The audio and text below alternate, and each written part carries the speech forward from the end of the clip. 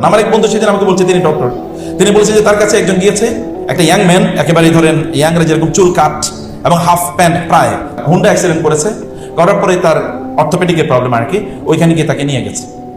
এবং তিনি বলেন যে আমি ওরে পাইছি, ওর প্রায় হাড়টা ভেঙে গেছে এরকম, পায়ের এবং হাতের, কোমরের ইত্যাদি। আমি এগুলো চিকিৎসা করা ভাবছি এই সময় ওর কিছু না করা দরকার। তাহলে বললাম তোমার নাম কি? বললো এই। ও তাহলে তুমি মুসলমান? হ্যাঁ।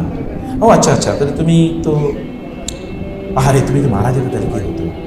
তুমি তো মারাও যেতে পারতাম, তাহলে হতো কি? তোমার চুলের এই অবস্থা কেন? তুমি নামাজ পড়ো? না, নামাজ পড়ি না।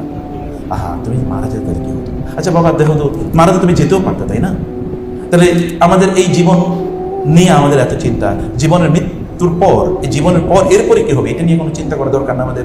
আমার মনে হয় বাবা তুমি এখন থেকে আল্লাহর কাছে ফিরে আসো, দিন প্র্যাকটিস করো, কোরআন পড়ো, নামাজ পড়ো, ভালো মানুষের মতো চলো, উস্কো ফুস্কো চলো না, ইহুদি খ্রিস্টানদের মতো বা নাস্তিকদের মতো চুল রাখার কি আছে? তোমার ব্যক্তিত্ব আছে না?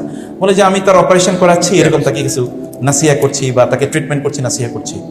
আমি তাকে ছেড়ে দিলাম, সে চলে গেল মেডিকেল থেকে, তার ছেড়ে চলে গেল। চলে যাওয়ার পর সে আমার সাথে দেখা করতে, মানে ইয়ের যে রুটিন ভিজিট, এর জন্য 15 বা 20 দিন বা 1 মাস পরে এসছে।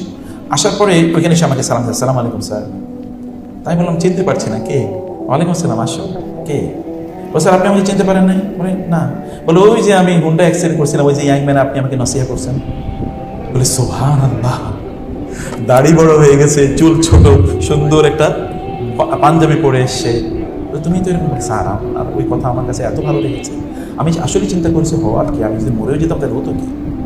আপনি দেখেন এই মানুষের মধ্যে আপনি কি পরিবর্তন করতে পারেন। আপনি একজন, যখন এমন কোনো একজন ব্যক্তি আসে, আপনি তাকে নাসিহা করতে পারেন, তার পরিবারের সংবাদ নিলেন, আপনি তার কাছে একটু পয়সা কম নিলেন, তার সাথে একটু হাসি মুখ কথা বলেন, তাকে একটু বেশি সময় দিলেন, তার পারিবারিক বিভিন্ন ইস্যু আপনি জিজ্ঞেস করলেন, প্রয়োজন আপনি তাকে 100 টাকা দিলেন, একটা চিপস তার সন্তানকে আপনি দিয়ে দিলেন, অথবা একটু চকলেট তার সন্তান বাচ্চাদেরকে নিয়ে আসলে একটু দিয়ে দিলেন, কিছু একটা দিলেন। এর মাধ্যমে তো আপনার চেয়ে বড় দায়ী আর কেউ হতে পারে না। একজন পেশেন্ট বা একজন রোগী তার সবচেয়ে দুর্বল অবস্থায় আপনার কাছে আসে।